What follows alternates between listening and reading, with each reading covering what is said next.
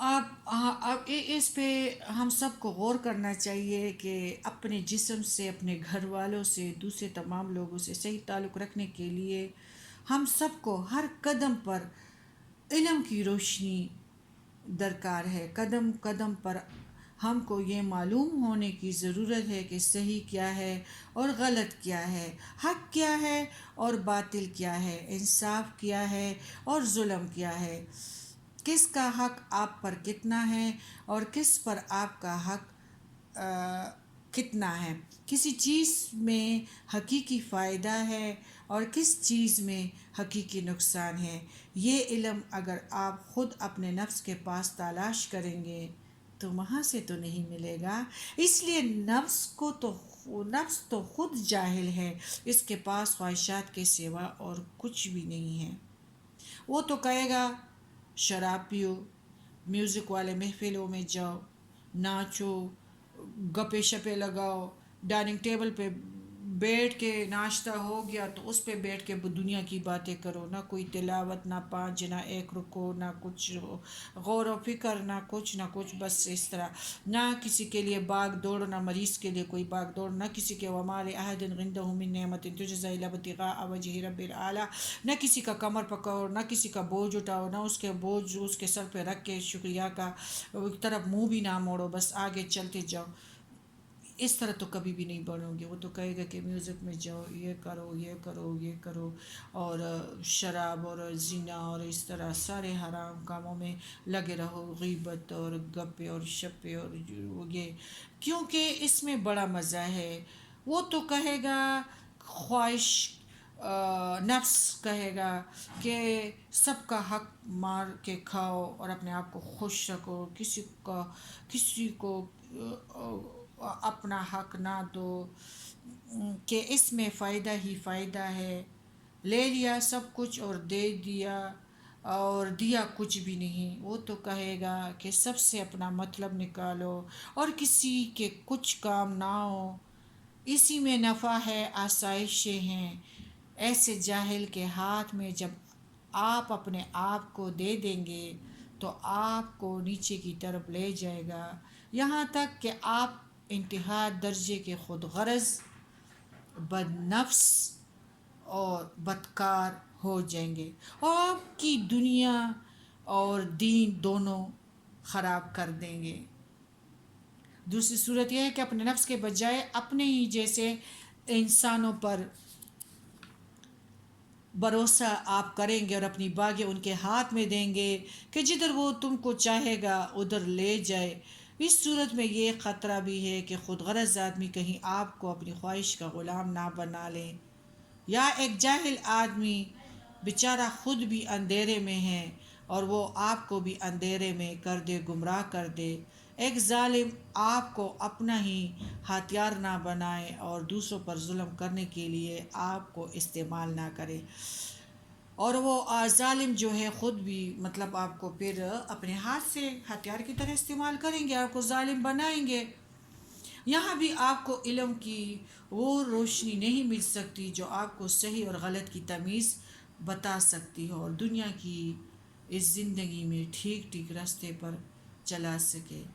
حقیقی ہدایت صرف اللہ کی طرف سے ہے، اور الہی ہدایت سے استفادہ کیسے ہم حاصل کر سکیں گے؟ یہ روشنی جو اللہ کی طرف سے ہمیں ملی ہے وہ قرآن پاک ہے، اور سچے دل سے ہمیں اس پہ ایمان لانا چاہیے اور اس پہ ہمیں یقین اور بھروسہ کرنا چاہیے، اور خدا کی طرف سے اور پیارے نبی نے جو کچھ ہمیں ہدایت دی ہے بالکل برحق ہے، خواہ اس کی مصلحت آپ کی سمجھ میں آئے یا نہ آئے۔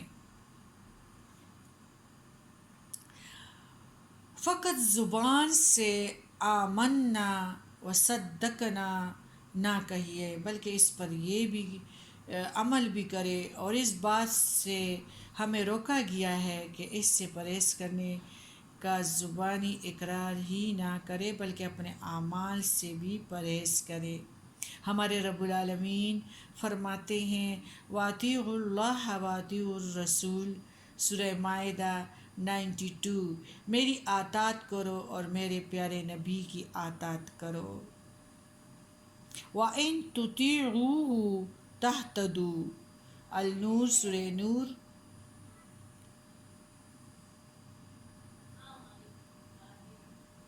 آیت نمبر 54.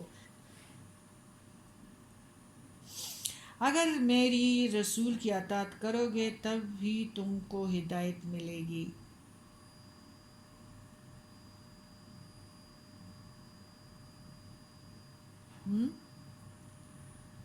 اور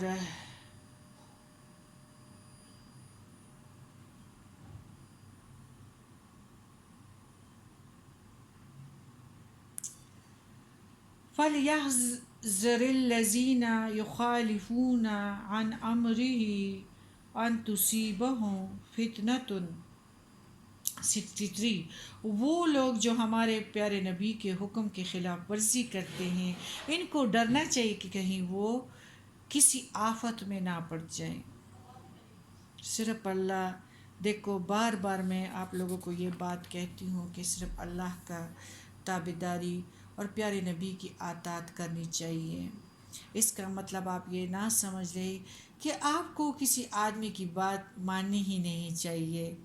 دراصل اس کا مطلب یہ ہے کہ آپ آنکھیں بند کر کے کسی کے پیچھے نہ چلے، بلکہ ہمیشہ یہ دیکھتے رہیے کہ جو شخص آپ سے کسی کام کو کہتا ہے وہ خدا اور رسول کے حکم کے مطابق ہے یا نہیں. اگر مطابق ہے تو ان کی بات ضرور مانیں، اگر نہیں ہے تو ان کو رد کرے.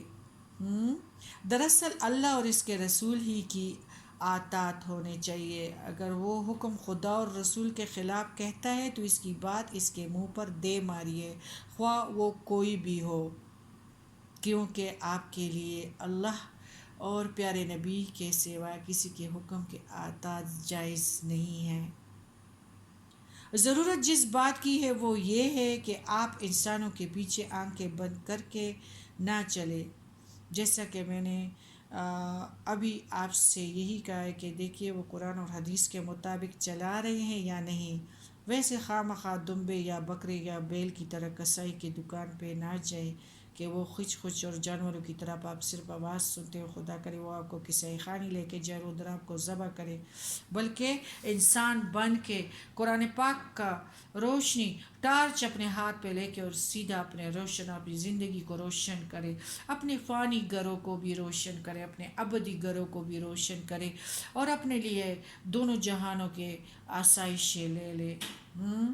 اس میں عزت ہے، حکومت ہے، سلطنت ہے، بادشاہی ہے، فرمانروائی ہے، بندگی ہے، اللہ تعالیٰ کی غلامی میں اور تابعداری میں جو ہے یہ سب کچھ موجود ہے. اللہ تعالیٰ فرماتے ہیں کہ میں لوگوں کو ذلیل کرتا ہوں اور میں لوگوں کو عطا کرتا ہوں، میں لوگوں کو سلطان بنا دیتا ہوں اور میں عزتیں دیتا ہوں. جتنا وقت تم نے خلوص کے ساتھ مجھے دیا، میرے قرآن پاک کو دیا، اتنا ہی کائنات کا حصہ میں تمہیں دے دوں گا اور اس پہ راج کرو.